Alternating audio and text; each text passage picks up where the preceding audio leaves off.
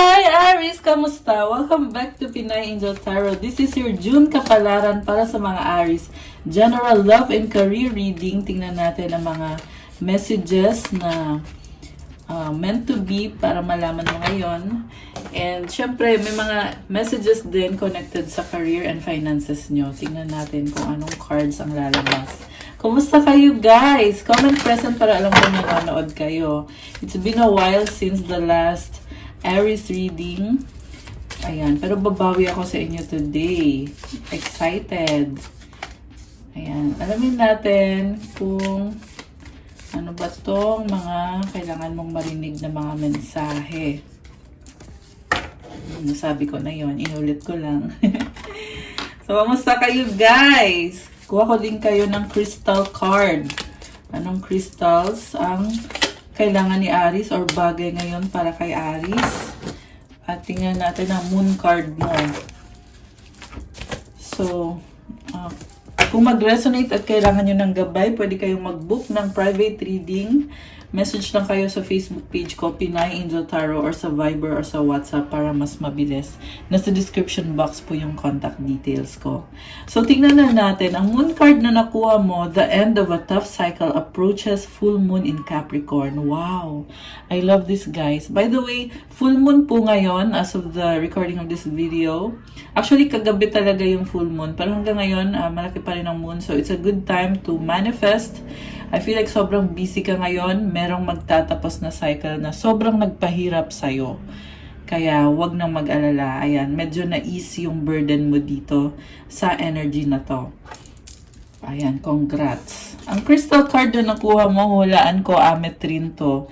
Purple and yellow. So, amethyst and citrine. So, ayun, ametrine nga. Energetic, intuitive, connected. A combination of amethyst and citrine. Ametrine opens the pathways between the physical realm and the spiritual realm with a sunny disposition. This stone can alleviate stress during challenging life transformations with the ability to go beyond the surface. Ametrine brings the shadowy parts of us to light, healing deep wounds and trauma by confronting them directly. Ametrine encourages you to hop in the driver's seat and take control over your life, aiding in discernment and clarity. Ametrine gives you the confidence to take the lead. So, ang planets na ay yung zodiac sign associated sa crystal na to is Libra. Planets are Jupiter, Neptune, and Pluto. Nakikita ko may malaking transformation na gaganap sa buhay mo ngayon, and you are doing your best. Lumalaban ka talaga. Positibo, masayahin ang disposition mo ngayon. Sabi dito, sunny disposition. So, alam mo na kayang-kaya mong baguhin ang sitwasyon mo. Malakas kasi si Aries fire sign and cardinal sign. And merong ako nakikitang deep healing. I feel like this is the time para harapin kung ano yung bumabagabag sa'yo ngayon. Kasi sabi dito, healing wounds and trauma by confronting them directly. Gawin mo daw kung ano kailangan mong gawin. Take control of your life, Aries. Okay. And then, ang next cards mo, clarity, Cupid, tested. Okay. So, take time to think about your situation to gain clarity. Love is in the air when Cupid's around. Your strengths and weaknesses are being tested. Nagkakaroon ka ng clarity or nagki-clear yung isip mo. Merong love dito at merong pagsubok na pinag-aaralan mo. So, laban lang. Meron kang strength, meron kang weakness. Ang nakakatuwa dito kasi merong love talaga. Okay. From the tarot, yung mga unang cards na nakuha natin for you. Queen of Keys. Oh wow, ang dami mo natutunan lately. Kita mo yung gate na yan. It will open a door or a new opportunity. Magdadala ng bagong opportunity. Nasa sayo yung susi. It's a good energy na parang nakita ko dito dahil na sa mga natutunan mo. Nag-grow ka, nag-mature ka, at nagiging clear. Ayan, clarity. So, naiintindihan mo kung bakit nangyari ang mga nangyayari, kung ano ang sitwasyon na hinaharap mo ngayon. At meron tayong angel numbers 4, 5, 6. Ayan, nakita ko just now. And it means take it one step at a time at malapit mo na makuha yung minamanifest mo. Tingnan pa natin itong ibang cards. The Star, the Universe, the Lovers, the Emperor. Wow! The Oracle. Oh my gosh. Ang tindi ng mga cards mo. Magaling kang mag-manifest. Wish granted to, guys. Merong the Star, the Universe, completion of a cycle. Nakakatuwa naman to. Meron kang dalawang manifestation symbol. Ayan, kita mo yan. Ito rin, oh. So, the Universe, magtatapos ang isang napakahabang cycle. There is balance. Kung nakita nyo, merong moon, merong sun. So, kaya mong balansehin. And I feel like talagang nakafocus ka. Nakikinig ang universe sa'yo. Ayan, may universe card ka, may star card ka. So, kaya kung ano man yung effort na ginagawa mo sa sitwasyon mo, tinutulungan ka at sinusuportahan ka. And lumabas din yung Emperor card. Ikaw yan eh. The Lovers is about making a decision. Ang nakita ko, meron kang decision na may aayusin ka ngayon sa sitwasyon mo. Napakalaking step. Connected sa, posible yan sa government, sa trabaho, isang system yung nakikita ko dito na sumusunod ka talaga at ilalaban mo kung ano yung nararapat, kung ano yung tama. Pwede din to sa relationship dahil andito yung Lover's card. Ilalaban mo itong love connection na ito. Kasi yung iba kasi sa inyo guys, merong distraction sa love life nyo eh, na kumbaga it's either all or nothing ka sa love life mo, Aries. And this time, nakita ko, yes, pipiliin mo ngayon yung love. Decision mo yan, napakalaking decision. I can also see soulmate connection, masculine energy, and possible na, actually, pwede to sa babae or lalaki. Ang sinasabi kong masculine energy is, ikaw yung talagang nagtitake ng action. Kasi, Emperor is Aries energy, very masculine yung energy mo. And sa nakikita ko, poprotektahan mo yung relationship na yan. May marriage na involve. Kung hindi marriage yan, malalim na relationship with your soulmate. Yung iba naman, ang kadil nyo ay twin flame ninyo.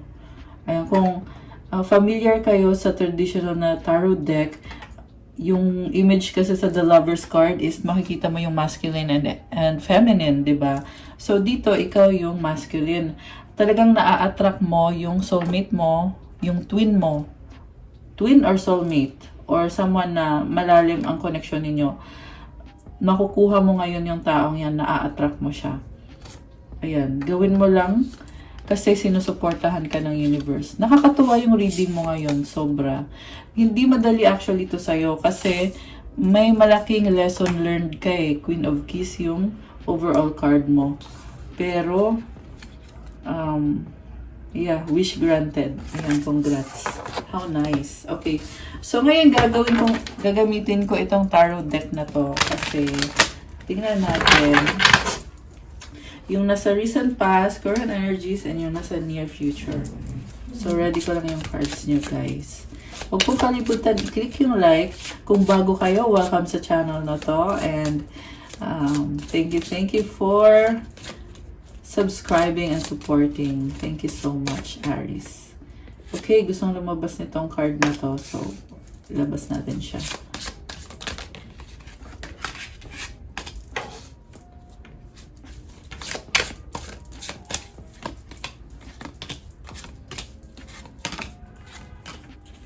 Okay, overall energy mo, Knight of Wands. Wow. So, meron kang gustong gawin. And merong malaking plano. Pero mukhang hinahanda mo pa yung sarili mo. Naghihintay ka pa ng go signal or meron ka pang abangers ka eh. Meron ka pang inaabangan na sign. Pinag-aaralan mo. Pero napakalaki nitong plano na to. So when it comes to love, I can say na ikaw talaga magpupursue niyan. Sa recent past, 10 of Pentacles, Ace of Wands, and the 10 of Wands. So, nagkaroon na ng stability pala dito eh. Inayos mo talaga, very successful. May marriage dito or sa iba, solid foundation. pinaghirapan mo yan. Na-achieve mo yung pinaghirapan mo. At the same time, nabibigatan ka, naging burden sa'yo, no? Kasi dito yung 10 of Wands eh. So, hindi mo yan nakuha basta-basta lang, talagang binigay mo lahat. Dugo, pawis, at luha ang binuhos mo dyan.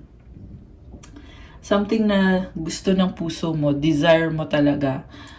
So, marami akong senaryo na nakikita eh. Meron dito, syempre yung love, meron din ditong business, meron din sa career, meron ding family. Kasi 10 of Pentacles is legacy.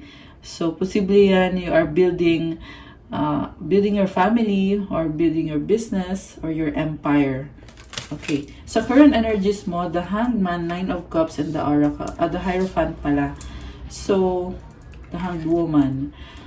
Ibig sabihin, tinitingnan mo sa ibang anggulo yung sitwasyon ngayon. May feeling ka dito na may hinihintay ka na isa pang wish mo eh, na magpapasaya sa'yo talaga. And, magdadala ng overall happiness.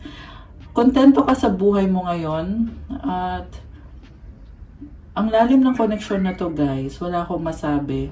2 beses na lumabas si Hierophant sa reading mo. So, again, ang nakikita ko, possible soulmate connection, possible din na twin flame, or kung hindi man, someone na siya na talaga yung papakasalan mo. Kita mo, merong bride dito oh. Ayan. Ibig sabihin, hinihintay mo na lang yung partner mo. Ganun yung pakiramdam ngayon na andyan ka, ready ka, kaya mo, alam mong kaya mo. Ang kulang na lang is yung isang bagay na yan. Mamaya ika-clarify natin yun guys, kung ano yung isang bagay na yan. So, near future, Queen of Wands, 3 of Cups, the Magician. Oh my gosh, this is celebration. Ang ganda ng aura mo dito. So, kita mo yung sun sa likod. And then, Magician is about creation, manifestation.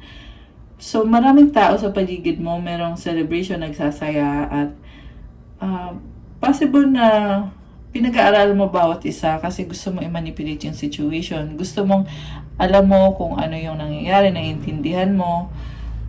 Kasi pinag-iisipan mo yan. Simple ka lang eh, hindi ka masyadong masalita, pero alam mong gusto ka ng mga tao sa paligid mo. At sa love life, ini-enjoy mo kung anong meron kayo ng taong yan na magaan, sobrang gaan. And kita mo ginagano niya yung wand niya. Ito, hawak niya. Oh. So, ibig sabihin talagang ini-enjoy mo to. And nasa near future, ito. So, ibig sabihin sa ngayon, ito malalim yung pag-iisip mo. Kasi meron kang pinaplano. At sa near future, ito makukuha mo yan. Ayan, I love it. So, mag-clarify tayo guys. Ano itong malaking plano ni Aries? Bakit Knight of Wands yung overall energy? 2 of Wands, hinihintay mo pala yung taong yan, pinag-aaralan mo siya. Oh my gosh, Queen of Cups. Mahal ka naman pala ng taong to. Meron siyang offer sa'yo eh. I feel like dati, nagkaroon kayo ng problems, tinalikuran ka niya. Pero ngayon sa nakikita ko, ibabalik yung balance. May hawak siyang isang pentacle na posibleng i-offer yan sa'yo. So, possible din na baliktad at ikaw yun. Oh my gosh! King of Cups in the Tower. Siya talaga yun. Kasi mag-partner to eh. Si King and Queen of Cups. At parehong andito sa reading mo. Ibig sabihin, bagay kayo ng taong yan kasi pareho kayong emosyon yung pinapairal nyo. At malalim ang pagmamahalan. At may mga pangarap pareho. So, ngayon gusto nyo lang talaga i-enjoy yung life nyo, yung relationship or yung connection ninyo.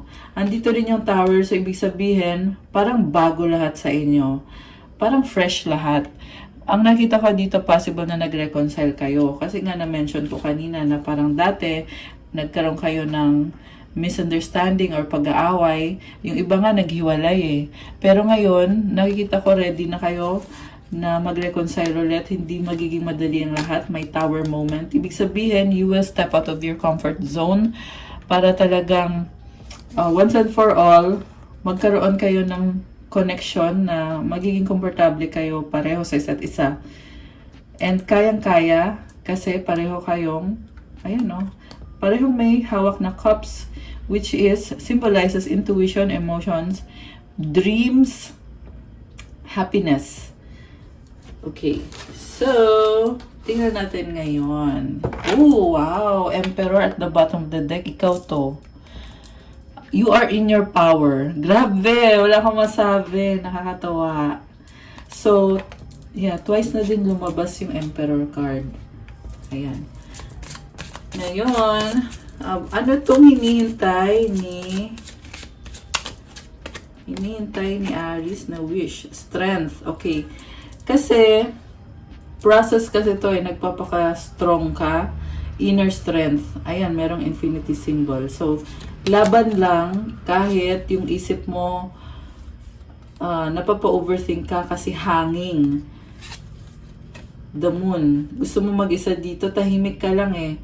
Talagang pinag-aaralan mo, hinihimay mo, inisa-isa mo yung mga detalye, ano bang kailangan gawin dito.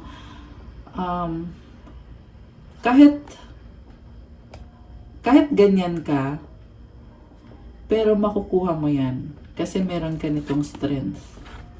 Ayan. So, wala na ako masabi masyado dyan. Meron pa kasi pinagdadaanan na process eh. I can see inner work. Na ibig sabihin ng inner work, inaayos mo yung nasa loob mo, ano bang kailangan kong ayusin sa sarili ko. Nakatalikod siya oh. So, it means na meron kang tinalikuran muna para ayusin mo yung nasa loob mo. Kasi pag nagawa mo yon, yung sa outer mo naman, it will follow na lang automatically kung anong kailangan mong gawin. So, you need to have a lot of time for yourself.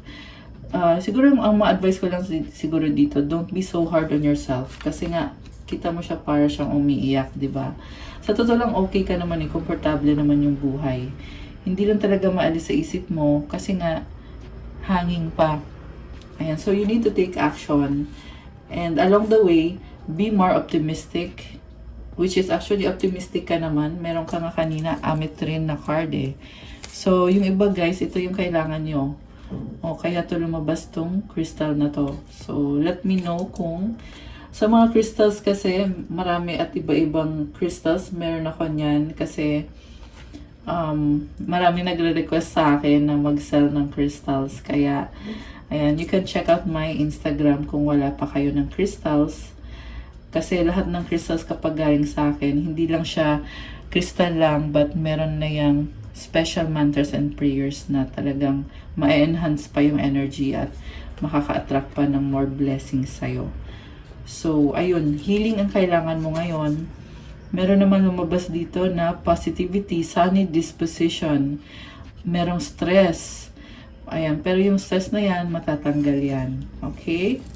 Paggamit mo itong Amethyst na crystals. Okay. So, tingnan pa natin yung energies. Ayun, nakatalikod ko, 8 of Cups. Gusto kong tingnan ngayon yung sa person mo. Ano ba to? Bakit hindi niya maibigay yung hinihintay ni Aries? 9 of Pentacles. Kasi, nakafocus siya masyado sa sarili niya. Meron pa siyang hindi naaabot na pakiramdam niya may kulang pa rin talaga. Kaya, hindi rin siya makapagbigay sa'yo ng 100% na pagmamahal. Although, oo, mahal ka niya. Lumabas kanina eh, Queen of Cups. Diba? Oo, mahal ka ng taong to. Pero, meron siyang kailangan pang ayusin. Very independent yung taong kadil mo. Kayang-kaya niya sarili niya. At, ang nakita ko nga, parang hindi siya humihingi ng tulong sa'yo eh. Siguro nahihiyang mag-share kung ano yung problems niya. Kaya mas pinipili niyang mag-isa. 2 of Cups. Oh my gosh, ang sweet naman ito. Ibig sabihin nito guys, tanggap ka niya. Soul connection yung nakita ko. Naintindihan niya yung sitwasyon. Okay. 6 of Swords. Tumatalikod kasi hindi naman ibig sabihin na kapag wala siyang time sa'yo na hindi ka gusto ng taong yan. Sa totoo lang, tinatry niyang maging optimistic din sa connection niyo. May iba lang din siyang diversion na kumbaga para maalis yung mga problema sa isip niya, dinadivert niya, gumagawa siya ng mga iba-ibang activities. Possible na may mga friends din siya, mga kaibigan or family or kung ano man yung happiness niya. Okay, so tingnan pa natin yung energies ng person ni Aries. Oh my gosh! Hindi siya masaya. Meron pang hihinayang at meron pa talagang something dito na hindi pa niya matanggap. The Empress. Ayun naman pala eh. Oh my gosh! Siya yun! Siya yung partner mo. Empress siya eh. Emperor ka, di ba? So, sa totoo lang bagay kayo. Kaso lang, emotional siya ngayon. Sobra. Baka may kadit kang water sign. Cancer, Pisces, or Scorpio. May lumabas din dito energy ng Taurus, tsaka Libra. Although this can be any sign, meron din lumabas na energy ng Leo, Gemini, Sagittarius. Ayan. So, pero kahit naman anong sign, kahit hindi ko nabanggit, check nyo din yung mga planetary placements nyo, yung birth chart niyo at yung person nyo, guys, para aware kayo. So, kita mo buntis. Ibig sabihin yan, kaya kang alagaan itong taong to, ang dami niyang blessings sa buhay niya. Possible din na magkaka-baby kayo in the future or gusto niyo magka-baby kayo in the future. Ngayon kasi sobra siyang emosyonal eh. May nakita din ako na yung problem niya, malaking bagay to na talagang naiiyak siya or iniiyakan niya. Ayan, kita mong lungkot to. Mapapabuntong hininga ka na lang. Okay, so tingnan pa natin. Ano ba itong problems? 5 of Wands. Okay, nagkaroon din pala ng disagreement talaga eh. Conflict, sagutan, 9 of Wands. Yung iba, talagang masakit magsalita, guys. At mabilis, Knight of Swords. So, ang nakita ko, posible dalawa kayo eh. Talagang nag-away, nagsagutan. Kaya, nagkaroon ng distance sa inyo tuloy. Alam mo yun, pag kasi may nasabi kang masakit sa taong yon, somehow, magdudulot talaga ng pain yan. Kita mo yung sword niya, oh. Ayan. Nakakasakit kasi itong energy na to. So, pareho kayo, you need patience. Kaya lang din naman nangyayari yung conflict na yan. Kasi meron kayong inaayawan na ugali ng bawat isa na gusto ninyong baguhin. So, siguro, as an advice, ang masabi ko, you can talk more gently. Siyempre, pag partner mo yung tao, oh my gosh, 22:23 on the clock. So, muntik na nag-22222. Ibig sabihin, pag ganon, meron something wrong pa dito na malapit din naman ng maayos, pero meron pang konting effort na kailangan gawin. Konting healing pa. Okay? At ipagdasal nyo din yung situation nyo, guys. Ngayong taon kasi, Year of the Dragon, marami talagang conflict. Ayan, marami, guys. Kaya kailangan habaan ng pasensya. At yun na nga, the way you talk to your person, kasi partner mo yan eh, so dapat merong pagmamahal para hindi kayo nagkakasakitan. Alright, so, tingnan pa natin yung mga energies connected dito. The Sun! Wow, guys! The Universe. Kanina, meron kang star, tsaka universe. Ngayon naman, ang lumabas is the Sun and the Universe. These are good cards. Oh my gosh, nakakatuwa. Kapit lang. Kasi yung iba sa inyo, alam nyo kaya nyo, pero hindi pa rin maalis yung negativity. At the same time lamang talaga yung positivity kasi nauna yung Sun eh. Meron kasi sumilip dito of 5 of Pentacles, which is yan yung parang negativity dito. Pero lamang tong positivity. Kaya nagkakaroon ng negative kasi alam mo na may kulang pa sa'yo eh. Na yung sitwasyon mo ngayon, hindi siya ganun ka-favorable. Pero at the same time, alam mo din na kaya mong ayusin. Siguro yung iba sa inyo, action na lang talaga yung kulang. So ito binunot ko na pero hindi ko pa naipakita. Lumabas si High Priestess, ibig sabihin, very secretive and private ka ngayon. Mas prefer mo yung tahimik na buhay habang inaayos mo at minamanifest mo yung balance na maayos lahat. So, kita mo tong pillars na to, black and white. Ibig sabihin, stability sa inner and outer. Ayan, pwede rin yan, action and intuition. Merong stability and balance. So, nag-aaral din siya, oh. Merong libro. Oh, wow. I love it. So, another yes para sa manifestation mo. Yung nga lang, kailangan talagang mag-take ng action. Yung iba kasi may action naman kayo eh, pero tahimik lang talaga. Nakakatuwa! Okay. So, kanina sabi ko sa near future, maganda yung cards. You are manifesting and magaan kasi tanggap ka ng mga tao sa paligid mo or yung specific na person na tinatarget mo. Anong outcome? The devil. Oh my gosh. Bakit? The devil, king of swords, the chariot. Oh my gosh. Alam mo, sa totoo lang mabigat, pero kaya mong labanan. Sa dulo, andito yung chariot. Sinasabi ni universe sa'yo na, go na Aries, gawin mo na, ayusin mo na yan. Tapusin mo na yan. Parang, inaano ka na ni universe eh. Kasi alam ni universe na, oo, nakastuck ka, pero kaya mo din namang baguhin. Ano ang mga gusto sabihin ng person ni Aries na hindi niya masabi sa ngayon? Pero gusto niyang sabihin kay Aries. I want to be more than friends. We will be together again. Oh, ayun naman pala eh. Just being near is intoxicating. Oh my gosh! Matinding attraction. So many things remind me of you. Alam mo guys, may love talaga, may attraction. Nakakatuwa. Ano ang advice para sa mga Aries? Tingnan natin.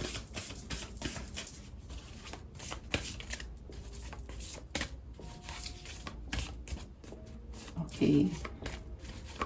Okay, ito yung lumabas. Service. You stop using the universe to try and get what you want and start asking love to use you. You offer all and want to be of service. Ironically, many desires become fulfilled without grasping or manipulation. Matulungin si Aries eh. Kaya daw kapag tumutulong ka sa mga tao sa paligid mo, kusa na din dumadating na lang yung mga blessings na hindi mo na kailangan ipilit or manipulahin. So, yung iba sa inyo guys, meron ako nakikita na gusto nyong i-manipulate.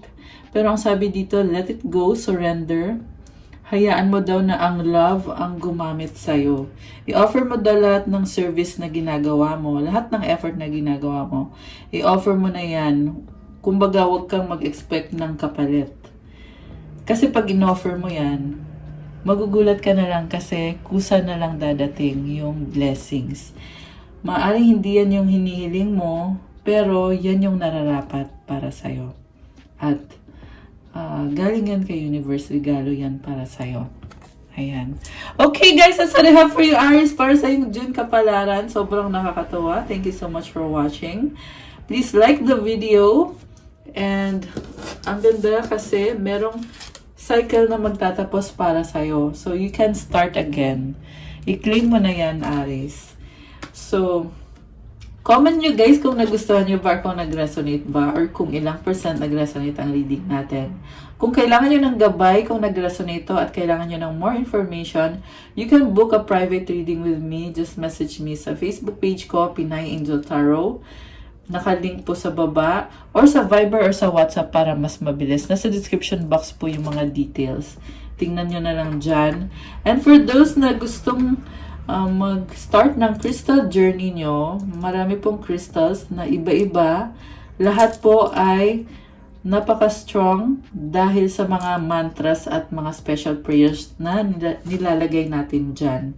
Kaya tingnan niyo po sa Instagram ko, meron po tayong syempre pang-attract ng love, pang-paswerte sa finances mo, meron pang-career. And I feel like ito yung, parang ito, tumatawag sa'yo ngayon to, yung lapis lazuli na crystal or stone, which is for wisdom, for business, attract money din siya, and success sa mga goals mo. And, ayan, may kasama na yung money spell, guys. Pag bumibili kayo ng crystal sa akin, yung sa love, may kasama na yung love spell. Yung sa money, may kasama na yung money spell. May spell din sa success, sa work mo, or sa kung ano man. Ayan, mag-message kayo kung may mga specific kayong manifestation kasi yun din mismo yung ginagawa ko sa crystals. And also, meron tayong for prosperity and abundance, for motivation, for transformation, new beginning, merong for protection, spiritual protection, mental clarity and manifestation, at marami pa pong iba. Message nyo na lang ako, guys. Thank you, Aries! Have a good day. God bless you all. Stay safe and I'll see you again soon. Love you, guys. Bye! Congrats kasi sobrang ganda ng reading mo. Bye-bye, Aries! Thank you, thank you!